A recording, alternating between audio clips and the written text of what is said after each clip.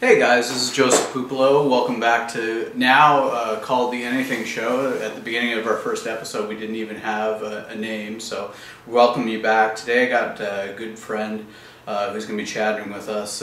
Well, we don't even know what we're going to chat about. We haven't even actually caught up yet because he gave me the wrong I didn't give you the wrong address. I said I had a meeting at 545 King West, and you thought I lived there. He sent me a text with an address embedded, and me thinking that was the address because that would be the logical piece of information to send. Well, you could have asked where I lived, but be that as it may. So anyway, we're here. We haven't even had a chance to get caught up before this, or even talk about what the hell we're going to be talking about. But usually when we get together, we have a rousing discussion on a wide variety of topics, such as how to send an address to somebody. Yeah. So let's start on that topic. So generally, if you send a meeting request, or even you have informal communications going on by any sort of chat mechanism, I would think the relevant piece of information would be to send the address to someone as to where it goes. I mean, generally speaking, yes, if somebody asks where the address is or something, but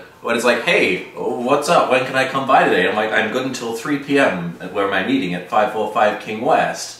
That's okay, but that can go either way, man. I think we should move on to another topic because we're still at between the two of us, at an impasse on how to pronounce aluminum versus his. How do you pronounce it? Aluminium. Exactly. So, yeah, that's a strange one. But so please write in the comments what you think is the correct pronunciation of that word. I think it's obvious, but yeah, just know that if you pick aluminum, you're wrong. But say whatever you want, that's what YouTube's for. And they do that, don't they? I love YouTube comments so much. Really? They're only surpassed by Reddit comments on Bitcoin, because that's just the most amazing, group-thinky, strange subreddit I've ever followed. So what do we want to talk about? Like the subculture that is society that is comments, or do you want to talk about Bitcoin first? I want to talk about the comments, but I know you have some opinions on Bitcoin. Yeah, no, let's talk about comments first. Yeah, so like it's really interesting because I mean everyone has the ability to comment, and it's nothing's. I don't know. I sort of feel like you make one comment on a thread, and if you do anything more, where there's a vitriolic discussion and nothing's building to something, that you lose for every subsequent comment that you invest in that. It's like not just time suck and a waste of time. What do you think? Yeah, well, I can't remember where I first read it, but one of the best things about YouTube and all these social things is that everybody has a voice, and the worst thing is that everybody has a voice. Because it turns out not a lot of those voices are maybe worth publishing at times. Well, there's something to be said for curated content in that. You see Facebook this week, they basically said they're cracking down on hoax articles, like those ones like, Facebook is going to start charging you $4.95 every month unless you sign this petition. Really? And put your email address so they can then remarket to you later. That's about time. I mean, I've always been surprised that was still a thing, and that people would still go down that rabbit hole and keep thinking Facebook would become $50 a year. That's not going to happen. Yeah. But where's the subtle line? So I mean, they're going to still allow Onion articles. So Onion articles are still kosher. Granted, really good satire. Well, I think there are satire articles which are intentionally satire, and there are articles that it is completely wrong and not understanding that that's what they're supposed to be. There are articles that intentionally misrepresent themselves, and there are articles that do so for the fun of it, or do so because that's their purpose. Yeah, but I mean, some of it is like reality in the eyes of the beholder. I mean, some people take those satire and have a specific viewpoint and opinion, and this supports their completely outrageous opinion. They don't realize it's on the Onion or one of the other satire sites, and then they use that to try and substantiate their position. I find those particularly interesting. I always enjoy that. I can't remember, like, I don't actually use Reddit much. The only thing I do on Reddit is actually read the comments, because that's kind of fun. And I've actually noticed that before, where some people have linked, not Onion, but there's a Canadian one, what's it called, Beaverton? Yeah, Beaverton's good. That obviously not a lot of people realize is parody, because it's just not as well known as the Onion. So I've seen that quoted so many times as evidence of something, or posted as an article in it. It's amazing. I love it. Yeah, no, exactly. It's interesting to see the circle of people and what's perpetuated, but just even from a content side, what I'm starting to see happening out there, forget satire and that, I just sort of see people, news outlets or blogs or what happen are tailoring opinion or facts to a viewpoint rather than reporting facts and then coming to a viewpoint after. And I think one of the things I'm seeing right now is like tailor-made just for people that want to just espouse a certain viewpoint. So it's like, if I can count on Fox News or I can count on any specific to continually espouse the way I view the world and then use that as a reinforcement tool, I feel like it's being like custom-made content on demand to either support my own bias. Yeah, no, I mean, generally speaking, two things. One is that, what was I going to say? Blogging isn't journalism. I think we all know and agree that. Most of the things that are published online don't exactly have much integrity at all.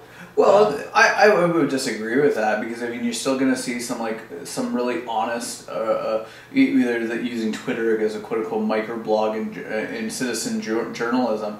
I mean, some of the things that happen out of like Egypt and I mean, that couldn't have been done by a conventional. I completely understand and don't disagree with you, but when I say it's not journalism, I'm going back to your earlier point of they're not trying to present something balanced. It's very intentionally, this is what I'm trying to sell, this is the viewpoint I'm trying to promote, this is what my article's about, and we're going to go straight there. Yeah, no, fair. In fact, one of the best, not that a lot of journalists do so either at times, but like you see a lot of these blogs and there's never even a source link, which is generally a very scary thing for me. So what's better for you? Like, I mean, like having journalists with mass bias and trying to appear improprietary, or the people that just say it the way it is? I mean, I think this is a really big issue in terms of how traditional journalism is not selling the way that it needs to. It needs to change and grow, and people thought like banner ads was going to be the way to do that, or some sort of subscription model. That hasn't borne out. So if no one's paying for this, before in the cases like network news, it was just viewed as a community service, but you can even see in a lot of like networks, it's been co-opted by what they can sell during that time. So I mean, what happens to news? What happens to objective journalism or thought? Or are we screwed? So I have a few thoughts on this. One is that I don't know that it's an either or. I think the very good journalists and the very good bloggers are both very good. And when we're talking about the bottom 80% or 60% is when we start getting in trouble. Yeah. Problem being that there are a lot more bloggers than there are journalists. And there continue to become more bloggers than there are journalists. Like, they're always becoming more bloggers and there are probably becoming less journalists. Yeah. So I think that there's a balance of both. I don't believe in this notion that, you know, goodbye journalism or goodbye traditional stuff. I think the scarier and perhaps sadder underlying thought is the average person just doesn't want challenging content and doesn't even necessarily want balanced views. Most people want to read something that reinforces the views they already have and that supports them, and that's why, I mean, what's that site that posts all these top 10 reasons why X is good and top 10 reasons why Y is good? Yeah. There's a reason that works, and it's because people want the cheapest and easiest way to validate what it is they want to believe. I don't think that's right, I don't think that's good, but it very clearly works, so. Yeah, well, I mean, just even those sub-advertising, top 10 list, or top 10 things you didn't know X was in X, and it's just like, even myself, I find myself just get lulled into these stupid little lists of like pictures of like little known facts or stuff like that. Forget even a viewpoint, just little known facts, if. Yeah, and generally speaking, one of the funnier things is like I've certainly gotten roped into a few, and quite often you even see that those weren't necessarily factually correct either. Yeah. One of the ones that was going around a few weeks ago, and I've seen it 3 or 4 times before, was that this is what flying was like 20 years ago or 30 years ago, and they were showing the old Pan Air shots. Yeah. They showed all these, 10 beautiful, elegant shots of people flying on, Pan Air, I think it was called. Yeah. Different things, and then obviously 2 weeks later it came out that none of those photographs are actually real. Yeah, that it was they were all their staged marketing shots from back in the day. They weren't the reality either. Yeah, exactly. I mean, well, yeah, it's just funny. People, even 40, 50 years removed, are still falling for some of the same advertising. However, on the flip side, some of that old advertising is incredibly offensive. It's amazing. Just even like 5 years ago, 10 years ago, 15 years ago, where the line. Where things move in terms of what is deemed acceptable. Like, I mean, and just watching like some of the things out there, I mean, we're still like a few revolutions of really getting acceptance on a lot of things. I think societally that we take commonplace. I mean, not to wade into some crazy topics like or not crazy topics, but topics that could produce a lot of contention. Whether you're talking about sexual rights, gender rights, all of those, some of the things that we sort of now at this point take for granted. There's still a struggle, but when you compare it, like just as a contrast to 20, 50, 100 years ago, it's just unbelievable how the world has changed. Oh yeah, one of my favorite ones, I think it was camels, right? All doctors smoke camels. Yeah, well, because they got the awesome filter in them. Yeah, I don't remember everything. I just remember, again, I was actually on one of those top 10s, one of the few I got struggled into, which is, you won't believe these 10, very misogynistic, or whatever word they used. Yeah, exactly. Old ads, and that was a good one to see.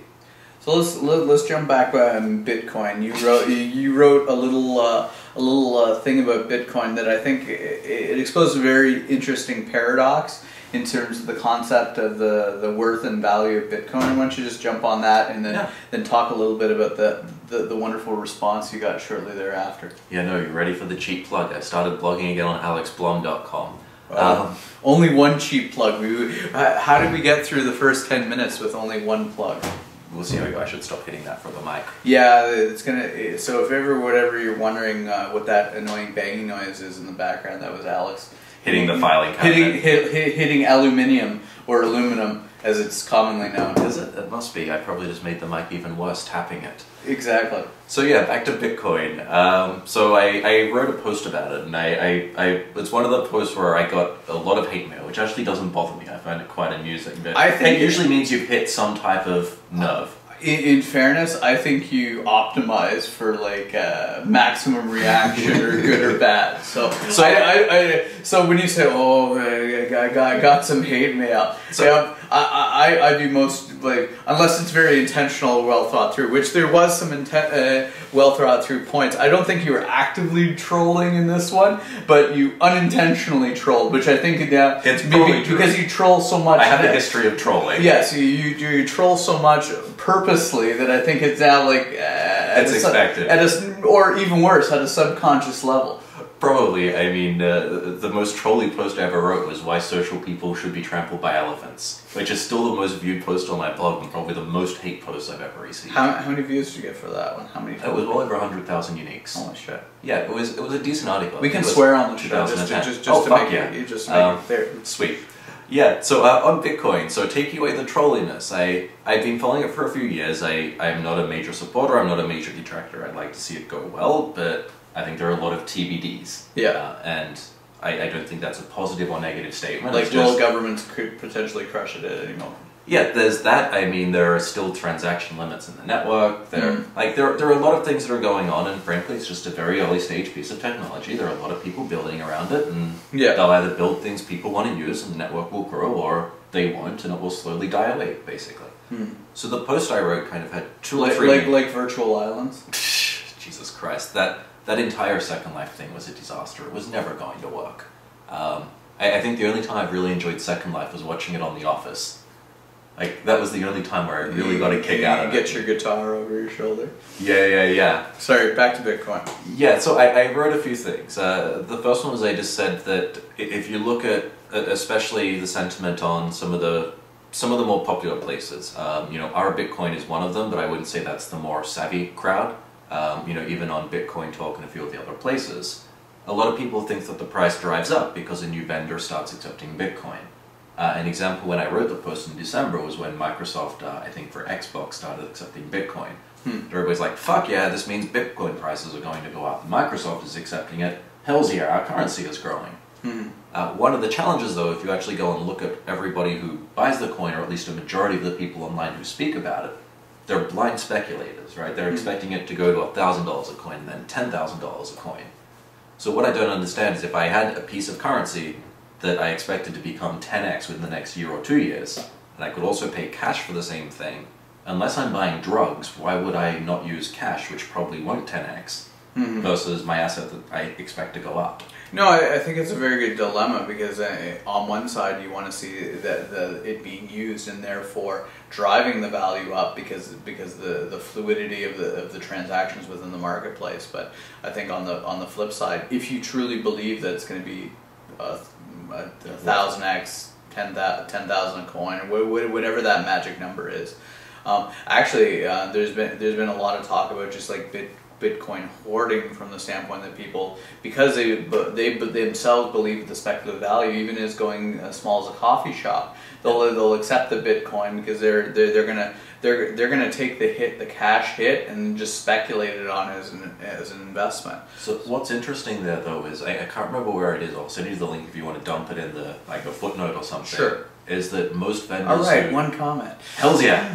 We'll get 2 comments at the very least. Okay. Is that a lot of vendors who sell with Bitcoin just convert immediately to cash, which makes a lot of sense because their supply chain isn't in Bitcoin, and it's not as if the average merchant can afford to sell something for nothing over and over and over again. Yeah. And then you meet kind of the more technical companies who seem to hoard the coin. But I mean, on top of that, the other thing I think that's going on in the community right now is it's very, like, you were around in, 08, 09, when everybody was doing these social things, and I remember going to a lot of events, and kind of, I think we'll go to that next. We'll talk about the event scene, especially in Toronto. Oh, it's dead. And in 2010 and 2011, everybody was doing startups, and it seemed that a lot of that crowd just transitioned to, I'm a Bitcoin person now. What that means is that, like, every time I've gone to even a networking event about it, be it in Toronto, be it in San Francisco, I meet a few people who are incredibly bang on and understand the technology, understand what it's for, understand the limitations, and are really interested in it and knowledgeable about it. Yeah. Then I meet a lot of people who will tell me that the blockchain is transformative, but really can't explain much when I actually start pushing them for details or asking them how a transaction works. Yeah. So like my overall feeling is that there's still an overexposure of fake technologists involved. And I don't know that that's a positive or negative thing, but I feel like a lot of people outside looking in think there's this big community who very deeply understand the platform and are motivated to make it bigger, whereas the actual people who understand it and can do something with it is much smaller than a lot of people realize. In your eyes, does that fit into the same vernacular as social media guru or expert or ninja or whatever superlative that we espouse to those people when a lot of them are selling a lot of consulting services, and then essentially, in the case of, I mean, some of them were excellent at doing some really cool things. I'll give a shout out to a friend and colleague, Aaron Burry. So we talked a lot on social, and we got to know each other as friends and otherwise. But she's working at an agency right now, and they run the Carnivore Club. And I'm not sure if you saw this. She put some meat on the Tinder app, and basically just let the comments fly back. So like, if we're talking social media, like, instead of just like blasting that, in my case, my eyes, is like a really witty way of executing and being playful with the technology in order to get a desired response. However, on the inverse side, it's just like, I think Nissan's campaign when they had Skeletor taking over all their social media from He-Man. So, who's Skeletor? Okay, so for Alex, I am very bad at pop culture. So yes, Alex is very bad. Skeletor is the arch enemy of He-Man. Are you familiar with He-Man? No. Okay, well, we're gonna have to get some Netflix after this to resolve that. But they had this like 80s villain from a cartoon, so they had the action figure of Skeletor essentially taking over I think it was the Nissan Facebook page, and a number of like really huge, like, and it was totally random, but it made total sense from the standpoint it's fun and it's playful, and who are they going after? They're going after the children of the 80s who are looking for cultural touchstones, and if I can buy a car and feel young again, even though it's a friggin' minivan, then like, yay.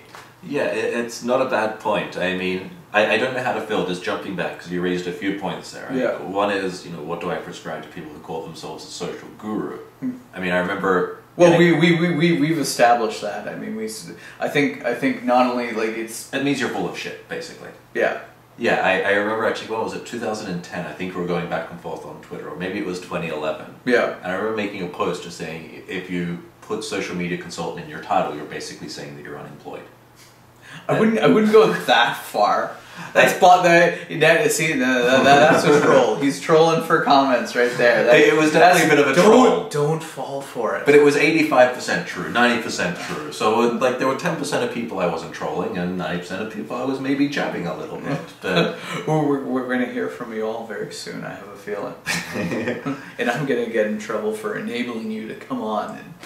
Maybe. Yeah, so I mean, today I don't even know what to think about a lot of them, right? I think the good thing that's happened is that a lot of people got bled at who probably shouldn't have been practicing in the first place. But if anything, there are a lot of parallels maybe to what's happening with Bitcoin, where there are a lot of people who discover it and think that they thus understand it because they discovered it before a lot of other people. Let's jump to something, because you're sort of talking about something like social media led to startups, led to like now people are quote unquote doing stuff on Bitcoin.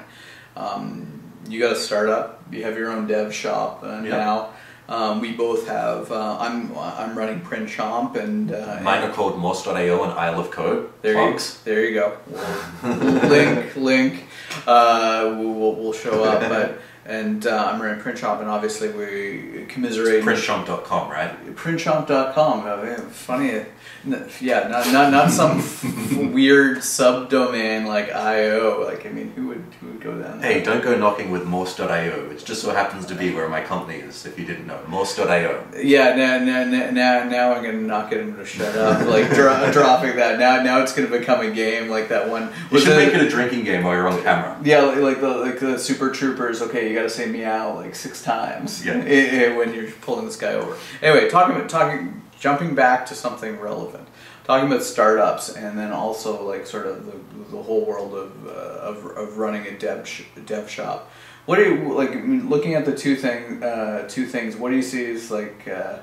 How do you feel different when you're in each space? When I'm in each mind space, like working with your startup versus development dev shop for someone else's stuff. Yeah, no, it's, I mean, are you asking, I can answer both, but you're asking in terms of how we go about doing that, or you're asking just in terms of how we feel about the different communities and how they're... Well, communities is one thing, but I mean, just how do you feel as like an entrepreneur? Because I mean, an entrepreneur can wear a lot of different hats. I know a lot of amazing entrepreneurs, and we're in Toronto right now, a lot of amazing entrepreneurs that have her own dev shop, and then develop awesome products for awesome games for others. And then I sort of know another group of people that are focused on building their one product and then doing that. And there's obviously different struggles for each.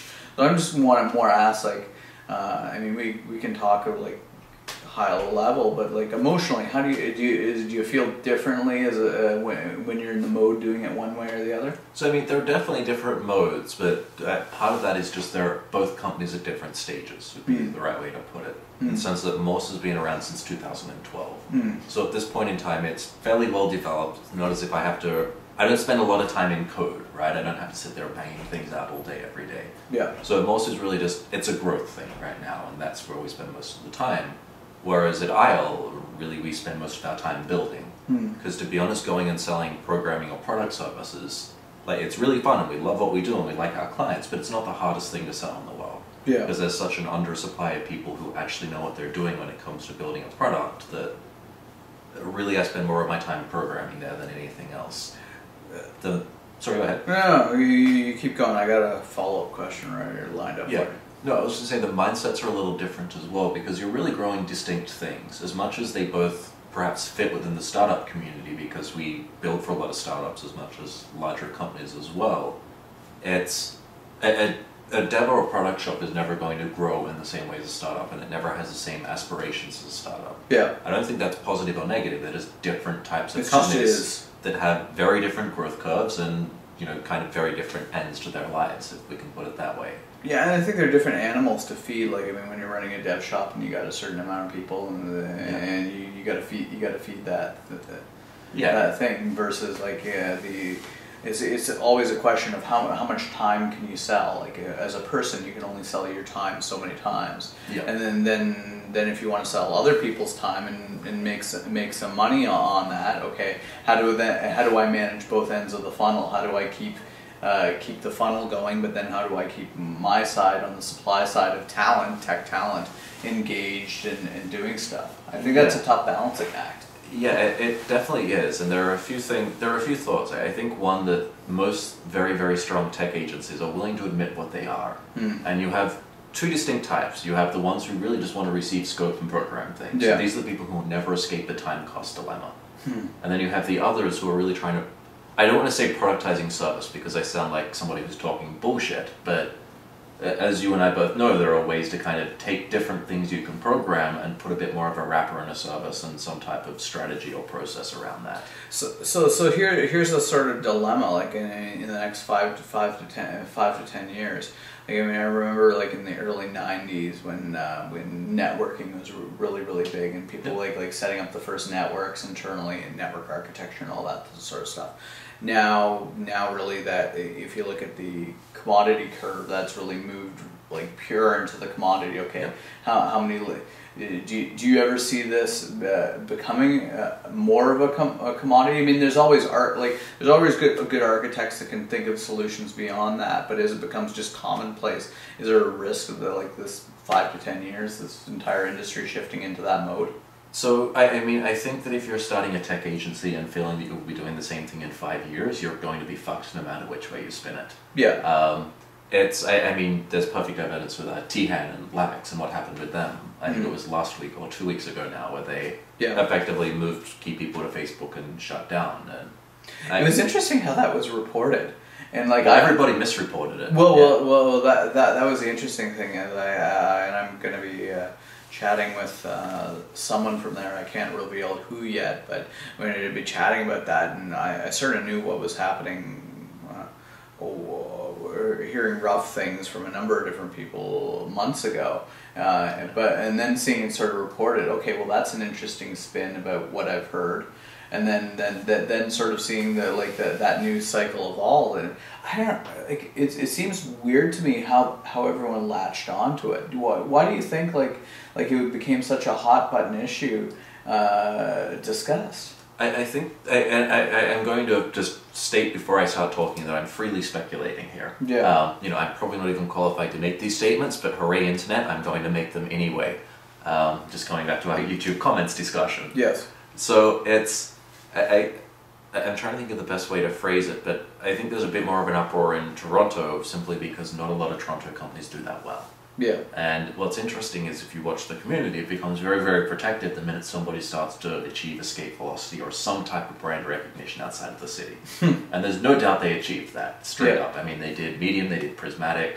I think Bell was one of their clients, so... Yeah, they were definitely doing good stuff, enough to say, to get Facebook is like, how do we acquire key elements, or how do we poach this talent? Yeah, exactly. And I think no matter what, if you're willing to be honest with yourself and you're building one of these product agencies or technology agencies or whatever word we want to use, you're admitting that you're going to hit this peak where it maybe is not the right business to be running anymore, or that things are going to change. You're slowly sliding out of frame, Alex. Oh, I am? There we go. So we're just going to see an ear left. That'll be when the show ends. Exactly. Gradually get out of frame. That's like the longest fade ever. Just slow. Yeah. I think he's moving. I think this place is slightly tilted. Nice little velocity smooth out or slide out. Yeah. Star Wave. Exactly. Simpsons reference. I've actually watched a lot of Simpsons. I don't remember many of the episodes, but I think I've seen a lot of them. We won't talk about why you don't remember it. Come back to what you're saying, but about hitting cap, because I think it ties in closely with the agency, like the dev agency model, in terms of saying. I think actually David Crow just wrote a piece on it. And I think he actually plugged a lot of the local agencies. We found it because we got a link from him and went backwards. And no. So I think the equations are pretty much the same thing whether you're running a law shop or like a law office, whether you're running that. You need a certain amount of people, you need a certain amount that you need to bill out at, you need a certain amount of inflow of clients, and you got to manage the churn of clients there. And what is your BD cost, and how much can you grow and scale that? Exactly. There's a bigger challenge in my mind in tech, or a twofold bigger challenge. One is that I feel like it's much easier for me to find a lawyer than it is for me to find a competent programmer. I think there's probably still an oversupply of lawyers and people graduating from B school. Competent ones are still good. Exactly. I'm not saying they're bad. I'm just saying that, you've gone through this. Trying to recruit a competent engineer is like that's your unicorn task. That can take you years and years and years of time. Yeah. And it takes years to build that team.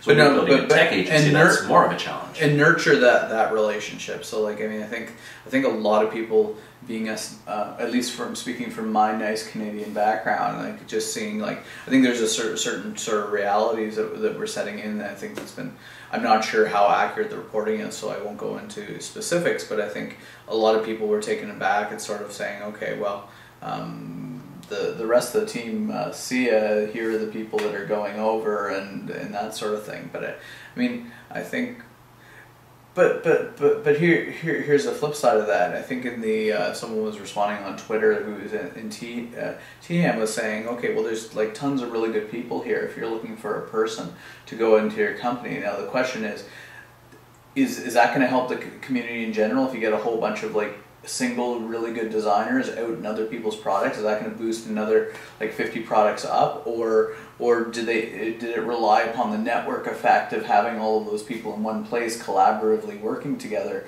with a mindset in order to achieve some of the things they did with those apps? I don't know. Yeah, I think that's impossible to speculate on. I mean, it's been one of the interesting things to be watching is just the amount of people who are probably reaching out to these people right now.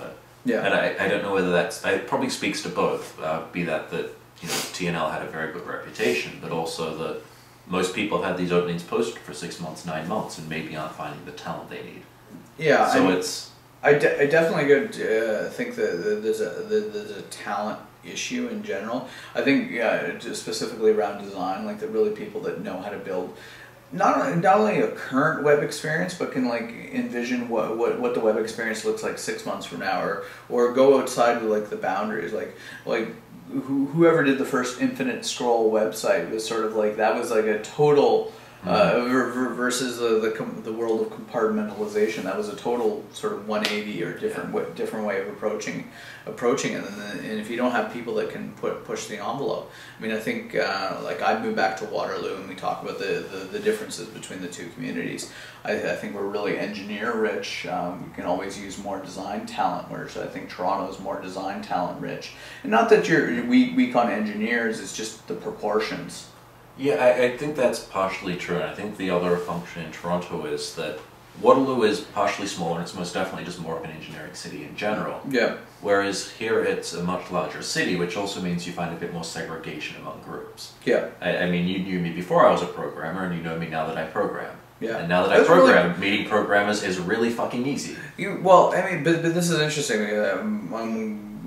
Give Alex here some kudos. So he just like took it upon himself. He was tired of waiting for things to get built, and he just said, I'm just going to learn how to do it myself. And it was really fun. Well, but it's also tough and daunting. I mean, just to forget just a new language, but like a verbal language, but then a new language, a new way of thinking, and I think a huge transition for yourself and what that meant in terms of your personal upside and what you could do. But kudos to you for doing it, because I don't think it's easy to do. No, thank you. It wasn't easy at the start, but it was like I would recommend to anybody who has the time to at least go and try it. Yeah. Especially if you're younger and you're getting into startups. I think the gap of being able to be non-technical in startups is getting harder and harder, Mm-hmm. or at least the body of knowledge you must have is getting broader, because we just do more things now. And you've really got to have your shit together if you're not technical. You must be amazing at selling. So I used to code, and my coding was nothing special. But I fixed an exchange server together once. I remember. Yes, fixing an exchange server. No, that wasn't coding, but like a coding actual application.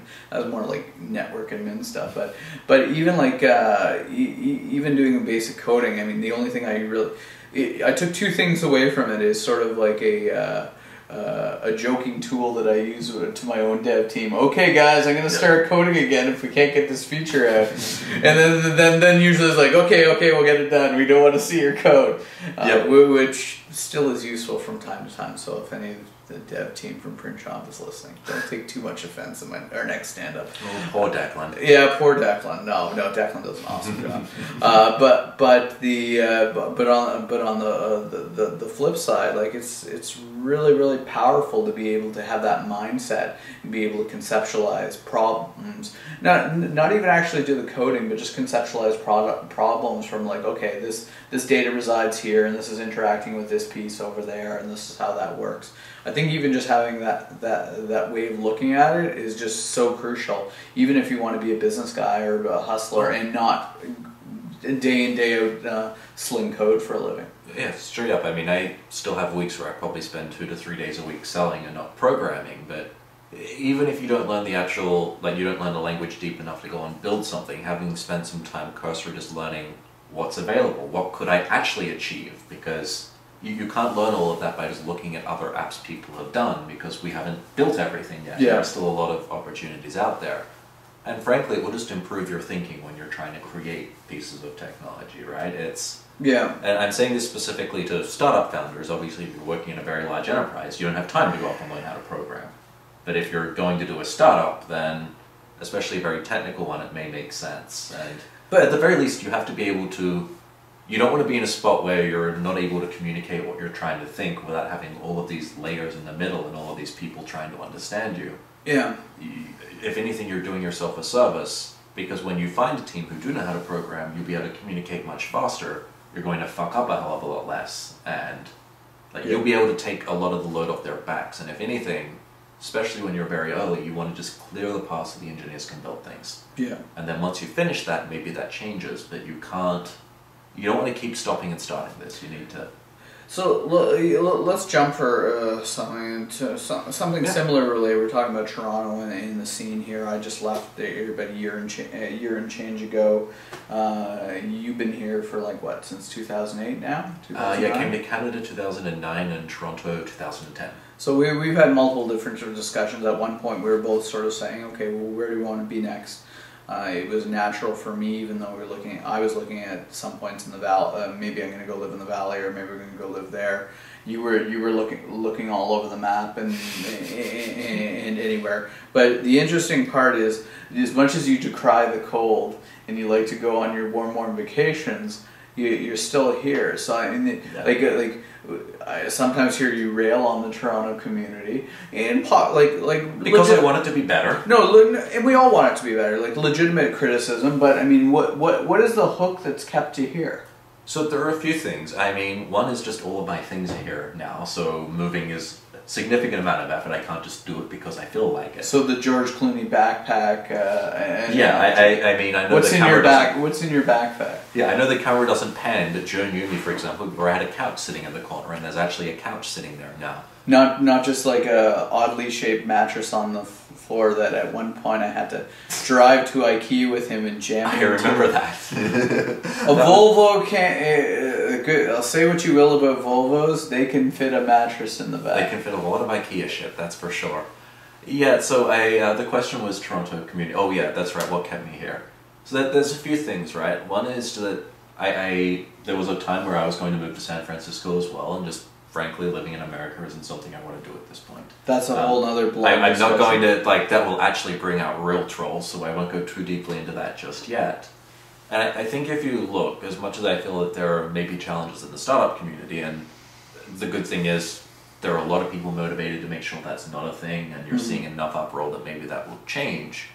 From a services side, and especially the type of work we're doing at IO, right? Agency stuff. Toronto is a great city to be in, right? Yeah.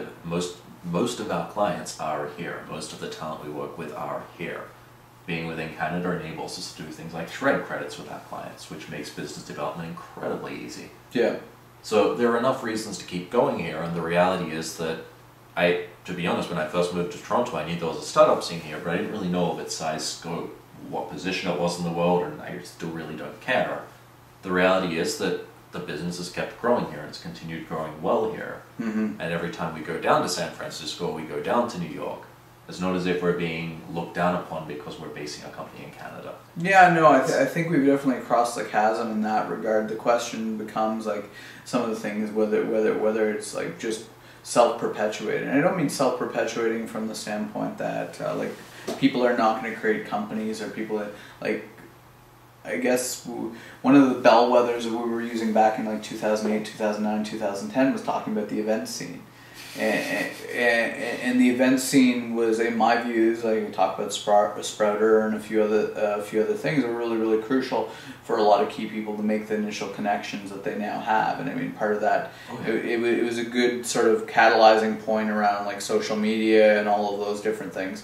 But like, in lieu of the event scene, because now that I have two wonderful kids, I'm not doing them nearly as much. I don't go out anymore either. Well, so. but in some ways I sort of feel the disconnect. I'm still connecting with a lot of those same people in onesie-twosies, like onesie-twosie meetups, coffees, beer, and now the Anything show. Can you actually plug your own show while you're on? Is that self-defeating? I think I've created a paradox. I don't know. Do people drink when they watch this? Well, hopefully, maybe sometimes, depending on the episode. It may be helpful. Yeah. So yeah, I don't know what the effective measurement is of the community. Is it exits? Is it what, like, number of people that are actually working and making money in the community? Is it like how many users or how many products are getting built? Like the unfortunate part on the exit thing, and I've always seen this as a Canadian problem that needs to be addressed, is because we exit to so many companies that are non-Canadian. So I don't think that's a bad thing. Well, I think that's bad. Well, it's a bad thing from the standpoint that the talent and the knowledge gets potentially moved elsewhere. You get, like, for example, but in return, a shit pile of new money comes into Canada. It does come into Canada. I'm not arguing that, but what I'm saying is, like, the knowledge base and the infrastructure and the people stay put. Like, I mean, there's an arm's length long list of companies that have either done massive raises and now in the Valley or have sold, and I'm not begrudging those people. I'm just saying, what is the impact to our startup community, let's say, versus, and this is, I think over the past 2 years you get sort of the new, I guess maybe the new guard of startups in terms of what's happening. I mean, you got FreshBooks doing like a significant raise. You got Desire to Learn. You got Hootsuite. You got and you have Shopify bringing in some like pretty serious money that look like they're going to hunker down and get to the next level. So the question becomes, are those going to be the next round of Canadian acquirers, and how do we create like a group of Canadian companies that are so big that do the acquiring versus moving that talent elsewhere? Yeah, I'm probably a little more lax on even worrying about talent bleeding, simply because I'm not Canadian. So yeah, I admit that I'm probably a little less offended when people leave. Yeah. But I also subscribe to the notion, and this is something maybe I just misinterpreted when I first came to the city, but I very much feel like it's changed. Where at the start there were two things going on, but notably people were trying to be a good Toronto company, whereas now people are becoming good companies that just so happen to be in Toronto. Yeah. And that's a very critical distinction in my mind, because a lot of bullshit just gets stripped away. And the other really nice thing to see that's happened is, like... Well, some of the bullshit. Yeah, some of the bullshit, but a lot of this, yay Toronto. Like, if one more person tells me Toronto is the third largest ICT cluster in North America, because I don't think anybody who's actually working in the ICT cluster gives a flying fuck. Yeah.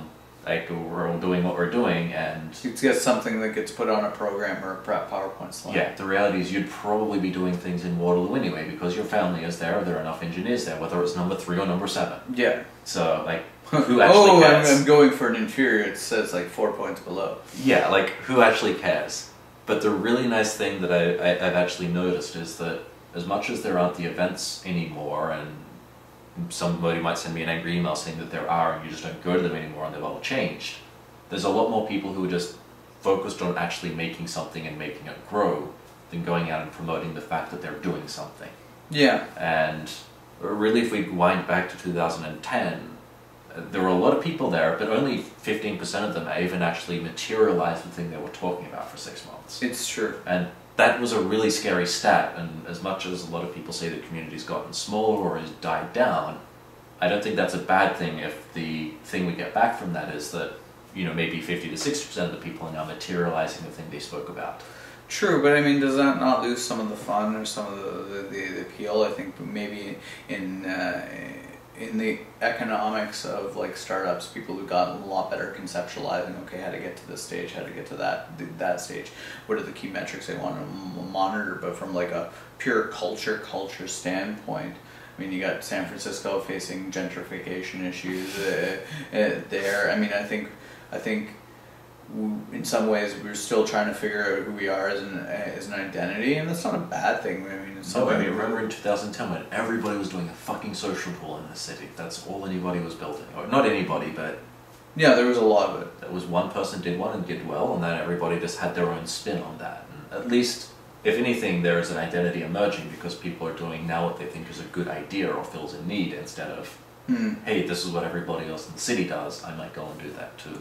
Yeah, but it's just interesting though, like, I mean, just, you know, you look at the economics of like accelerators and incubators and all of those different things, and how they're different and how they're different markets. I mean, there's been sort of, we don't have time to go into that on this one, but I mean, there's definitely ebbs and flows in that space, but yeah, no, it's harder for me to gauge because it's funny, you go head down in your own startup and you like slowly peek up and look around like a groundhog, and then you put your head back down. And that's always been one of the big rules though. I even remember, you know, when I first moved to the city, I think Sprout Up's one of the ones I went to first. Yeah. And even then, you're always very much aware that the people who are really building things and doing well probably only went to one a year. Yeah. Not because they didn't want to or they were leaving. They probably really needed to get out of the house because a certain problem was driving them nuts. Exactly, but really, when you're building things, it's much harder to keep consistently going to the meetups, and you kind of recognize that a lot of the very, very solid people don't come to everything, and that's okay.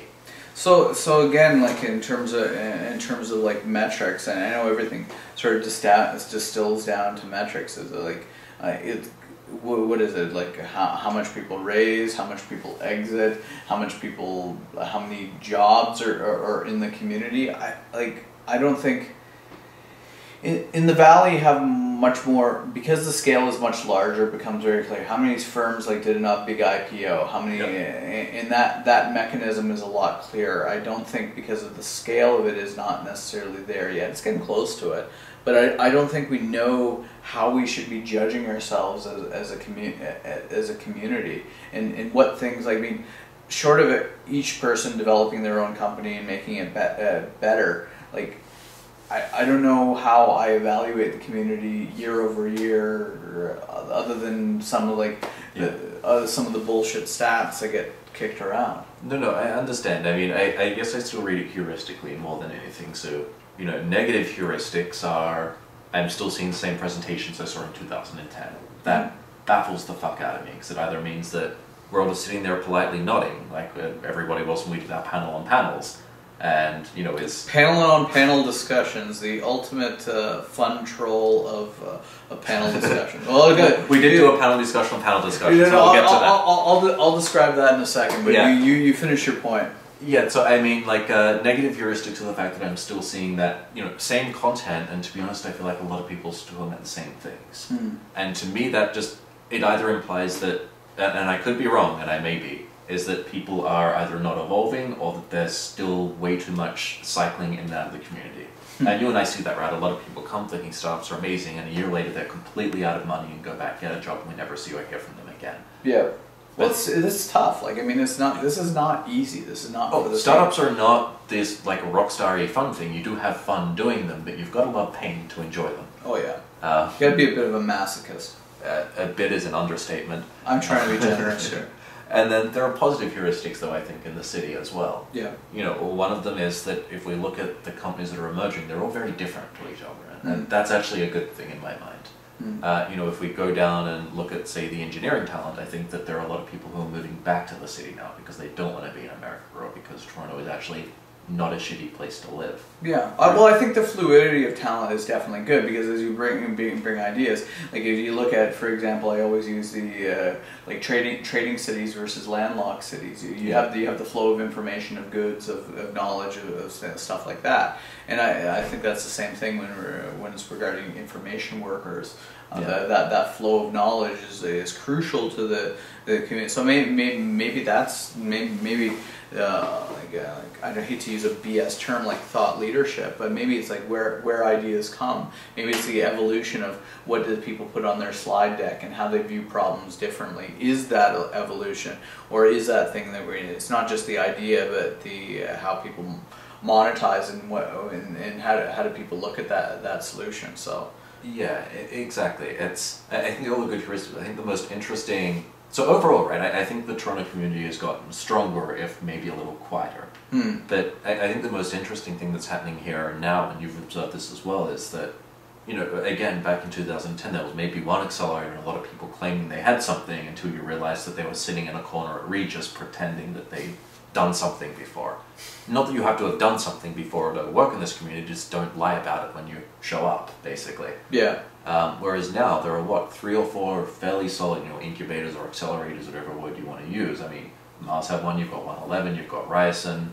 There are 3 to 4 others in the city whose name I can't remember. And we'll see what the quality and caliber of companies come out of that in the next 5 years and what those classes look like. Exactly. The bigger question, I think, is whether or not we need that many here and whether that's the bigger challenge. If anything, I feel like they're still fighting for the same mind share because there's no evidence that Toronto even needs one. They're totally fighting for the same mind share because everyone wants to be on that bleeding edge. But the question becomes, it's going to become the law of any type of economy. You're going to have bleeding out of that, and the people with the most tune economics are going to win out. It's just, at least, it's very interesting to watch. And overall, again, I think that's a nice thing to be seeing, because at the very least there are some decent institutions putting some decent money to try and see if something will work. So, let's start to close things off. Alex, being from Australia, is a huge U.S. football nut. He just loves the teams. He follows it like way better than Aussie rules or anything there. So I'm asking you, what is your prediction for the upcoming Super Bowl? Who are you? I don't even know who's playing. Okay, so we the Water Buffaloes and the Turtles. Which one are you going for? A buffalo would kill a turtle. You think a buffalo could take a turtle? I think that if the 2 animals had a fight, the buffalo would win. Okay. So I have to go with Buffalo. It's the Patriots and Seahawks. Okay, I still don't know. Seahawks are Seattle, right? Yes. Yeah, so okay. Hell yeah. So there you go. Check mark. Hey, I know football. I think we've all shown that to be horribly untrue. That is true. The only time I've watched American football were both times at your place. Yeah. Don't remember anything about the games. I just sat there eating the pizza and drinking. The party was good. Going back to the panel on panels before we close it off. So back a while ago, everyone was having panel discussions. So I had this funny idea. Why don't we get a whole bunch of people and talk about panel discussions? And it turned out to be a joke, but that was actually a really good sort of back and forth and discussion. Yeah, I actually had a lot of fun doing it. I will admit now, only because it's years later and the people who came up to me either don't remember anymore or I've made friends with, that knowing that as much as we were propagating serious content, we were doing it as jokey as possible. Exactly. The hardest bit was at the end of a panel when you have a lot of people come up to you afterwards saying, that was a really good talk, and a lot of them just not really knowing what to say and pretending that we'd done a very serious panel in this first information. I thought we did a good panel. We did, but you appreciate that knowing I was up there mostly joking and optimizing my content for funniness with information than information with perhaps funniness. That it's a little strange when somebody comes like, yeah, good panel, Joseph. But I'll sort of leave it with a closing thought. Is there? It's like there's sometimes information and sometimes but you take it for granted. Yep. And other things that when people are hearing that for the first time, stuff that's earned knowledge for you totally take for granted, and therefore who cares? Yeah, well, you know what we need to do? Panel discussion on the panel discussion. I think that's the only logical. Well, this is the evolution of the web show. Not having enough time to really write as much as I want, so let's just sit with my friends and colleagues and talk about that. So just to close things off, great to have you on, Alex. We got some awesome folks coming on the next few weeks. We have Ben Parr of Mashable fame, but he's got a hot new book coming out and a lot of really cool stuff there. I'm going to be speaking to folks from Program Web, namely David Berline, their editor. He's their editor. And then also I keep wanting to call him Jason Biggs for Stupid American Pie. John Biggs from TechCrunch is going to be joining us as well. We always have some interesting discussions. Maybe I can get him to share his thoughts on BlackBerry. I always get him going with that. And whether they're going to make a comeback. In any event, thanks for joining us for this episode of the Anything Show. Thanks to Alex. I'm sure we're going to have him back for more rousing discussions about Bitcoin and other interesting topics. Just when you need to flame people. What's that? When you need to flame people or poke some bears. Well, or I need to get the comments up. Because we all know that's the most important thing about doing things. If you ever want to learn about comments first. How many likes and comments you get? Anyway, thanks for stopping by, guy. Later. Stay classy. Anchorman. You got it.